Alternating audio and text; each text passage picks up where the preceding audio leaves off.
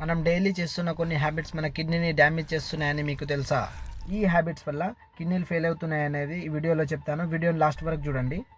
First one, water తక్కువ తాగడం. Water తక్కువ తాగడం వల్ల బాడీలోనే టాక్సిక్స్ అనేవి క్లియర్ కాకపోవడం వల్ల కిడ్నీస్ మీద లోడ్ అనేది పెరిగిపోతుంది. సెకండ్ వన్, పెయిన్ కిల్లర్స్ ఎక్కువ వాడడం వల్ల కూడా కిడ్నీస్ అనేవి డ్యామేజ్ అవుతాయి. Third one, smoking and drinking చేయడం వల్ల బ్లడ్ ఫ్లో అనేది తగ్గిపోయి కిడ్నీ ఫంక్షన్స్ అనేది స్లో అవుతుంది.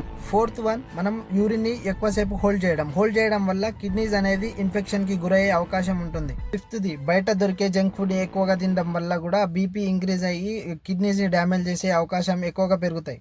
ఈ హ్యాబిట్స్ ని కంట్రోల్ చేస్తే మన కిడ్నీస్ ని మనం సేవ్ చేసుకోవచ్చు.